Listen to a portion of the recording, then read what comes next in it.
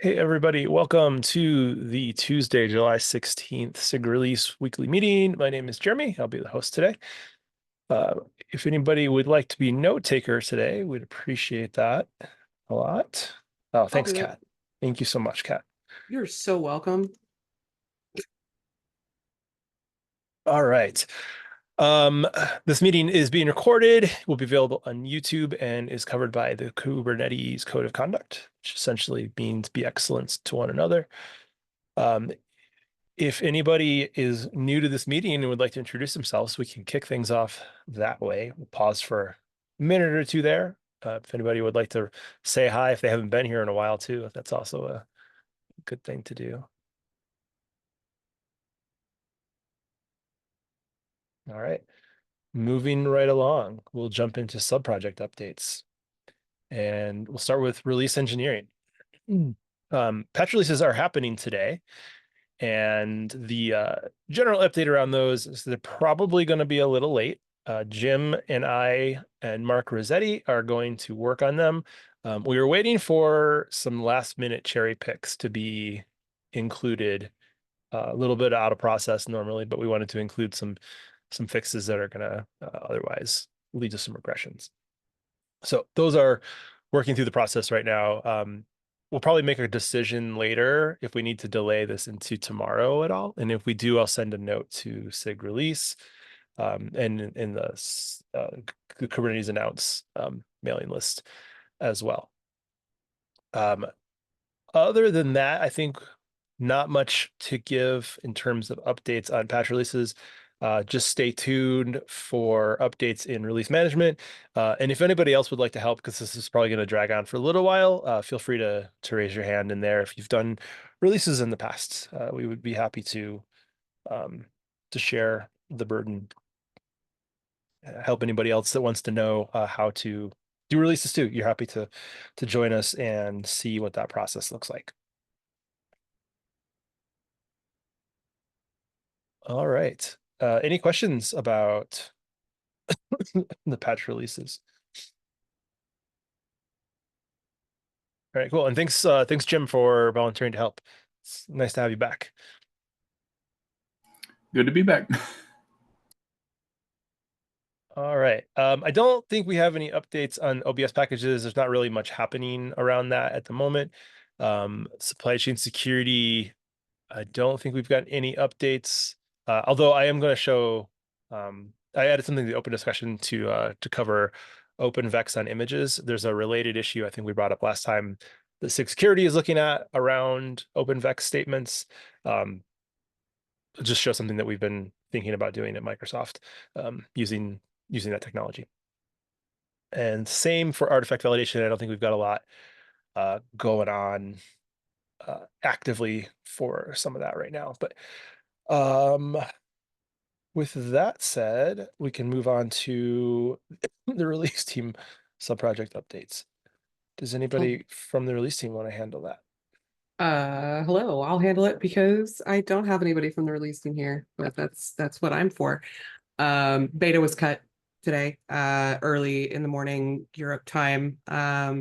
Seemed to go fine. We don't actually have anything particularly dramatic going on in the release right now, aside from a little bit of weirdness around the dates for things. For the last, however, at least the last 5 release leads, the schedule has been set by just looking at the schedule from the previous release and working around KubeCon and holidays. That caused a slow drift of the date for code freeze. And in spite of the fact that we always give the community a couple weeks to look at the dates and ask us to move them around, that did not happen. Nobody asked us to move anything, and so it didn't get caught. So code freeze was moved. A notice went out about that. That's been handled, but it's caused a little bit of a knock-on weirdness with the date for docs PRs ready to review. I don't anticipate that being an actual issue, though. It's just that the ready to review deadline is earlier than code freeze. Which isn't ideal, but we can cut docs easier than we can cut features. So like, it's It's a non-issue. For the future, we're handling it by I'm writing a guide on how to set the release schedule and how far things should be apart, roughly. That'll go in the release lead handbook and should prevent this from happening again.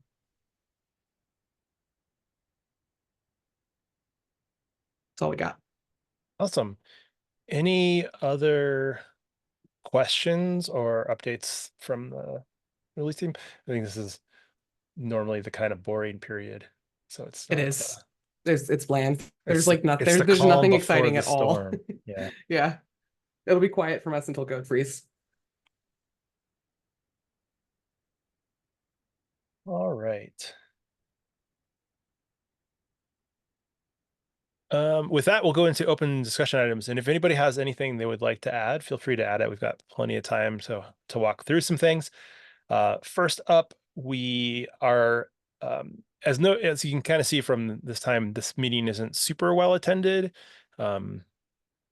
Sometimes it is, sometimes it isn't. It's also summertime, so it's vacation time for a lot of folks. But in general, we are trying to determine if there is a better time slot that we can kind of land on. So we've got a doodle open right now, and you can find that in the notes, but I'll drop it into the chat as well. It does skew a little bit more towards East Coast US time to better overlap with Europe and times east of that. Definitely very hard to find a time that works for everyone, including leads and other folks that are going to be on the meetings. But if you could go ahead and take the poll that's in the doodle, and we're going to try to leave that open for one more week, and then decide by the end of the month when we want to have the new meeting. We'll evaluate adding an APEC time for inclusivity, but that we'll have to figure out what the availability of folks looks like for that too. So there'll be a follow-up. This one definitely is more aligned to US times and Europe times. Okay, and then the other item I added, we talked about this a couple of weeks ago. I'm gonna share my screen so we can take a look at stuff together. If I can find the button.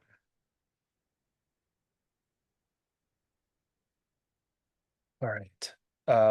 So there was this issue opened in SIG Security 116, and this is specifically about generating VEX documents with the Go vulncheck tool. Um, so we've been running Go vulncheck on PRs and periodically on master and stable branches as part of the verify jobs. And what this does is essentially look at your code and do static analysis to determine whether dependencies or other things in your code are actually subject to vulnerabilities. A lot of scanning tools aren't able to do that sort of analysis. So as an example, if you are using something like Trivy or Gripe to scan the Cube API server image, it's going to identify, it does a pretty good job of identifying what the dependencies are that you're using and where that stuff lives, but it doesn't do a really good job of determining whether, or sorry, it does a good job of identifying like when those dependencies have vulnerabilities, but it doesn't do a really good job of identifying if those vulnerabilities are actually applicable or not. So it does emit a lot of maybe false positive results. Uh, we have seen over time as people start to care more about this stuff that we get issues opened for doing backports of dependency bumps, mostly because people want to have images that have no findings associated with them, no CVEs associated with them. But there's always risk that comes along with doing some of that. Whenever we want to bring back a cherry pick for a dependency, there may be changes associated with that as well. Like the code may need to be updated slightly. There may be other functional changes inside of it that are unintended side effects of bringing that dependency back. So unless there is an actual vulnerability in the Kubernetes code related to that dependency, the cherry pick policy very clearly states that dependency updates that just aim to silence scanners, do not fix any vulnerable code, are not eligible for cherry picks. A couple of examples here. What Go vulncheck will do is help filter out some of that. So this Go vulncheck is a tool that's built by the Go team, and is really cool because it will identify the same vulnerabilities, but it will also tell you whether something is applicable or whether it is not applicable because that is not invoked in the code path for your code. And it will also do this and generate something called an OpenVex document. So OpenVex is a standard that lives in the OpenSSF, I think. It's a way for you to communicate the impact of vulnerabilities on a project or a product. So you can say that it's impacted, not impacted. I think there's two other statuses. Um, and this is natively built into GoVulnCheck now. So it's pretty cool because you can generate this document and it will have really good references about what vulnerabilities are applicable, which ones are not applicable. It still needs some review and still needs to be, trusted to be useful. But scanners are starting to use this. So Trivy and Gripe, two examples, I think others are looking at it as well, can use this to do filtering of your code now. So I think Microsoft, like any other big place, has a lot of images that are used by a lot of different teams, and is also very concerned about supply chain security and very concerned about CVEs. We run stuff that's in like FedRAMP environments, so we have lots of like rules that go along with a lot of that. So we've got a pretty automated process of assigning teams issues to work when their stuff is identified as having vulnerabilities. But again, it's using the same kind of scanning tools underneath, right? So it doesn't necessarily always find things that are actually vulnerable. So we, like the Kubernetes project, and I'm sure this is something that other folks are dealing with, get pinged quite often. We, as a team that builds a lot of the open source projects for use inside of Azure, get pinged all the time like, hey, we need you to fix this vulnerability. Please go update this dependency for us so we don't have the CVE anymore. So we've been looking at this specific scenario. It's kind of cool that we found this around the same time that PJ posted this. We've been looking at the same kind of setup to maybe communicate to our internal teams which things are vulnerable and which things are not vulnerable. So as a pretty quick example, let's do. Okay, so here's my image. I have a Kubernetes kube API server 1.30.2. It's built through our build process internally. I just happened to put it into my own ACR instance. So this thing, if we scan it with Trivy, and Trivy is just one example. You can use Gripe as well. But when we run Trivy on this thing, it's going to identify, I think, two issues related to Go dependencies for this image. The open telemetry stuff and the OTel stuff is pretty hard to fix, but there is a way, according to GoVulnCheck, that this can be impacted. The other one is this Go Jose v2 image or dependency. You see, there's no fixed version for this, so like maybe there's nothing to bump it to, but it turns out that this one, according to GoVulnCheck, is not impactful. So if we do, I generated an OpenVex document for this already, but the way that this was generated,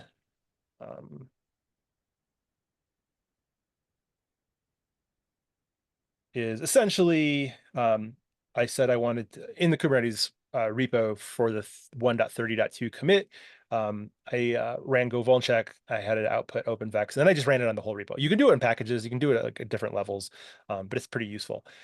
So the file that we created here, this Kubernetes 1.30.2 openvex.json, big JSON file, and you can see there's a bunch of different vulnerabilities that are identified inside of this. A lot of them are not affected. So if we kind of scroll through this, it's going to work off of the Go vulnerability database that's here, but you'll see aliases for things like GitHub security announcements and actual CVEs that come along with that. And the kind of useful thing here is that the status will show not affected or affected, and there'll be justification that comes along with it. So in this case, vulnerable code is not present. GoVulnCheck determined that the vulnerable code isn't called. So for this specific vulnerability, which is going to be something like, figure out what that is.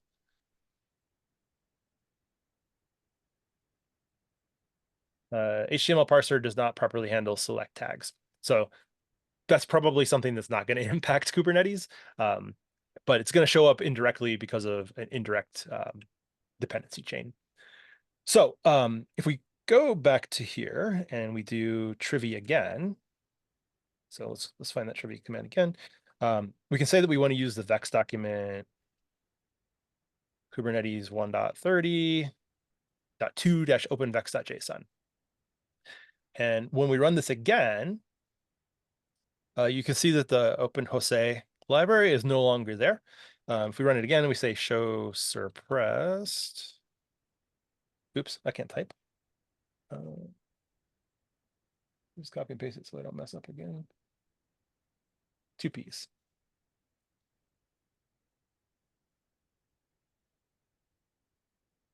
Okay. When we run it with show suppressed, it'll show the things that were actually removed from it and tell us why it came out. So OpenVex document showed that. So this seems like it might be useful for the case that we want. One of the things that we are trying to figure out is what's the best way to distribute these things.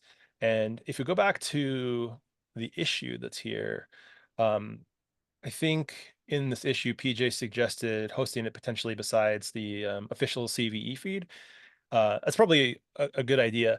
What we were thinking is that it would also be a good idea to maybe attach this as an OCI artifact alongside the image. So it lives in the repo and is associated with this.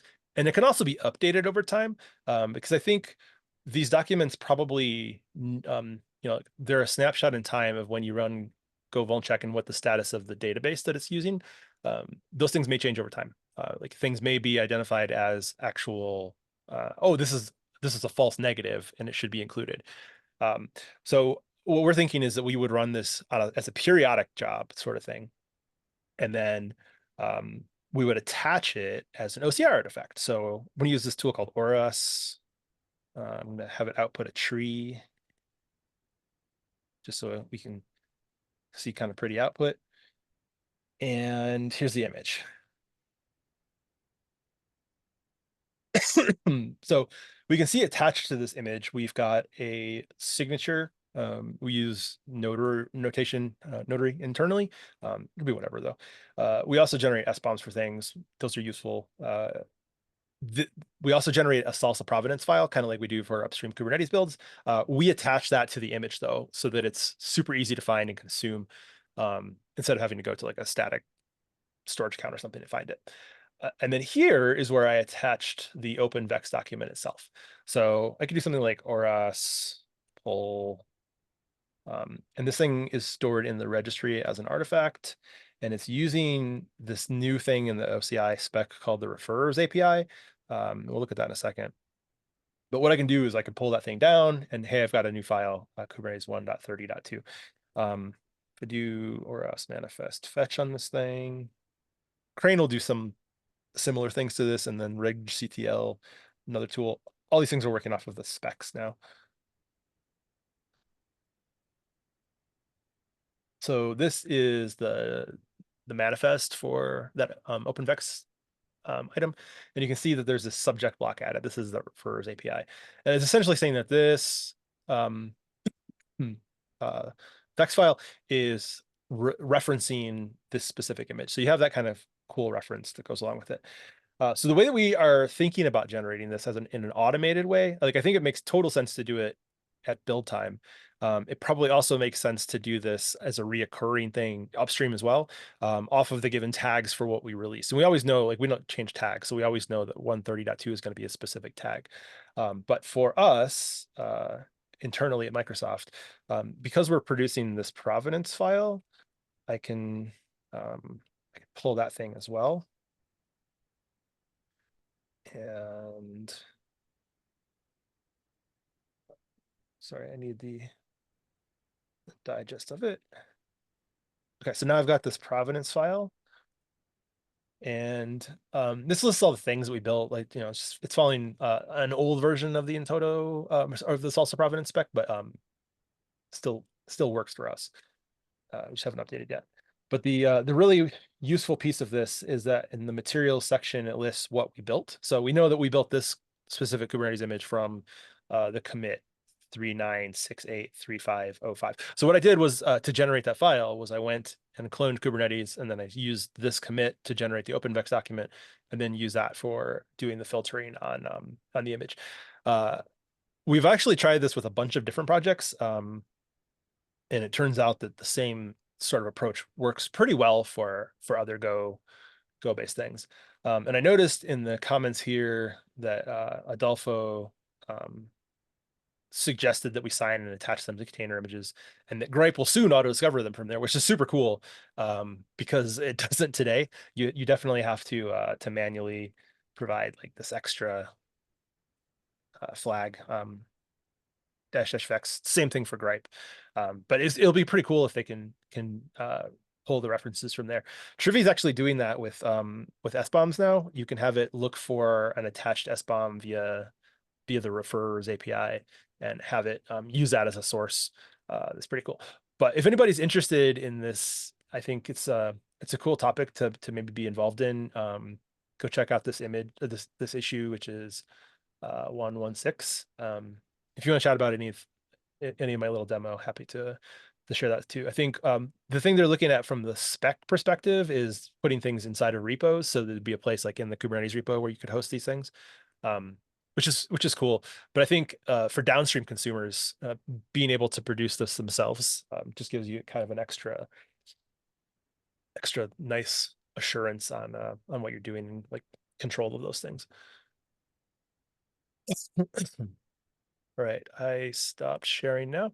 Did Jim have to leave? Oh, yep. He wanted to check on the status of this item.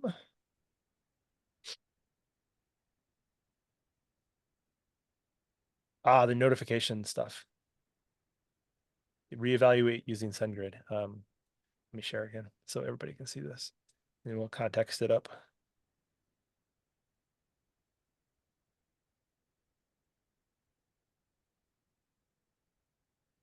Yeah, so this one's been open a little while. I think that I'll ping Jim offline, but if anybody else is interested in this too, I think this is a great issue to also check in on 3175 in Kubernetes release. If you have done releases, Meha as an example, there's a couple of things that come into play. One is that we have to explicitly add people to the Kubernetes announce list because it's not managed by the GitHub based workflow we do for all the new mailing lists. And also some people are having issues with their SendGrid accounts. Like this thing came up originally because Jim and a few other people actually can't send any messages through SendGrid with their Google accounts anymore. And then requiring you to make new SendGrid accounts that are associated with that. And it's just kind of, it's less ideal. Now that we have infrastructure in AWS and Google and Azure and DigitalOcean, I think almost everybody has some solution for sending emails that we can take a look at in terms of automating things instead of having to rely on a third-party service like SendGrid that we don't necessarily have full control over. Yeah, so if anybody's interested in that, definitely chime in on this this issue, and we can follow up and figure out if there's been any other progress since Carlos was looking at SNS.